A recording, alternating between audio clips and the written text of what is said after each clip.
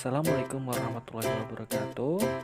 Pada kesempatan ini saya akan membahas tentang sistem peredaran darah untuk mata pelajaran biologi kelas 11. Silakan menyaksikan. Mengapa ya sistem peredaran darah kita sangatlah penting? Itu disebabkan bahwasanya sistem peredaran darah kita mengedarkan oksigen serta sari-sari makanan ke seluruh tubuh kita. Maka dari itu penting untuk mempelajarinya. Maka mari kita mulai untuk mempelajari sistem peredaran darah kita. Dimulai dari organ peredaran darah manusia. Yang pertama ada jantung, ada pembuluh darah, dan ada sel-sel darah. Yang pertama kita bahas adalah jantung. Bahwasanya jantung ada di dada bagian sebelah kiri, yang mana ukurannya sebesar kepalan tangan orang dewasa. Apabila kita lihat, jantung terdapat pada gambar, dan apabila dibelah, maka terdapat ruang-ruang seperti itu terbagi menjadi 4 ruang. Kemudian untuk memudahkannya, kita rubah menjadi gambar di sebelah kiri. Dan ruang-ruang jantung sebagai berikut. Nah, mari kita bahas lebih lanjut tentang ruang-ruang tersebut. Yang pertama, ada serambi kiri. Baik, selanjutnya ada serambi kanan. Selanjutnya ada bilik kiri. Dan yang terakhir ada bilik kanan. Kemudian hal yang perlu diingat bahwasanya agar darah tidak kembali lagi ke tempat semula, maka diperlukan katup jantung, di mana kotak-kotak merah sebagai tempat lokasi katup jantung. Selanjutnya kita bahas cara kerja jantung, di mana jantung sebagai pemompa. Nah, terdapat 2 fase pada jantung. Yang pertama ada relaksasi atau diastol, di mana ototnya mengendur sehingga otot-otot melebar. Jantung berada di serambi. Selanjutnya ada kontraksi atau sistol, di mana ototnya tegang sehingga darah ada di bilik. Sehingga selama manusia masih hidup, jantung akan terus melaksanakan relaksasi dan kontraksi seperti gambar tersebut.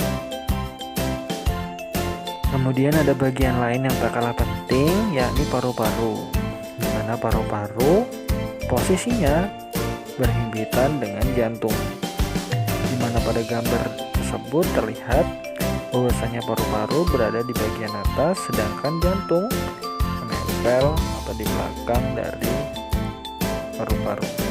Kemudian jenis pembuluh darah. Yang pertama ada arteri, yakni pembuluh darah yang mengalirkan darah keluar dari jantung.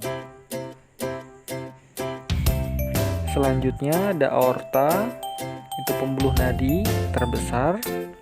Selanjutnya ada nadi atau arteri. Lalu ada kapiler. Kapiler ini pembuluh yang sangat kecil untuk absorpsi di dalam sel-sel tubuh. Selanjutnya tak kalah penting, ada juga pembuluh vena atau pembuluh balik, di mana alirannya mengalirkan darah kembali ke jantung. Selanjutnya ada arteri pulmonaris dari jantung ke paru-paru. Kemudian juga ada vena pulmonalis dari paru-paru menuju jantung.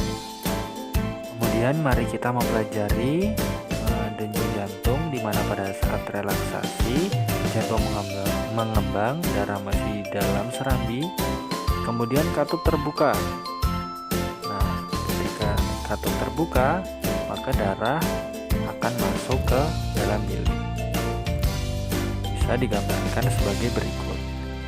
Nah, apabila kontraksi atau sistol, jantungnya menguncup sehingga darah akan terpompa ke pembuluh darah. Jantung dialirkan ke seluruh tubuh dan paru-paru, juga kembali lagi nanti ke dalam jantung, Sehingga proses seperti itu terus-menerus setiap jantung berdenyut. Kemudian proses peredaran darah di mana serambi kiri masuk ke bilik kiri darahnya, lalu dialirkan, ditampung sementara pada aorta. Nah, baru kemudian dialirkan oleh nadi masuk ke kapiler. Setelah itu kembali lagi darahnya ke dalam jantung yang pertama kali masuk ke dalam serambi kanan, lalu masuk ke bilik kanan.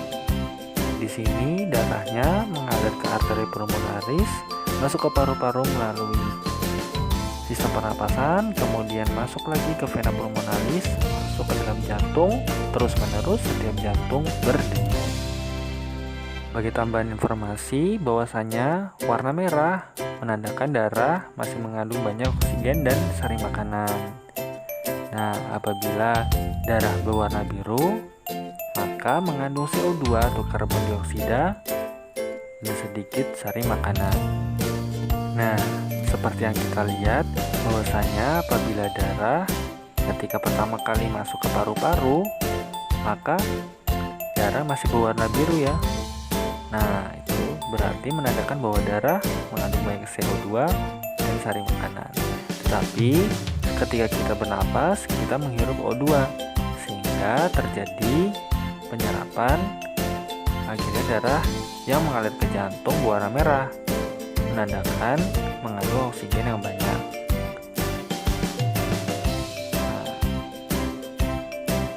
Kemudian selanjutnya ketika darah dialirkan ke seluruh tubuh, darah berwarna merah. Namun ketika terjadi penyerapan oksigen, maka terjadi perpindahan O2 dengan CO2, sehingga akhirnya darah menghasilkan atau lebih banyak kandungan CO2-nya masuk ke dalam jantung. Ini sedikit materi yang bisa saya sampaikan. Terima kasih.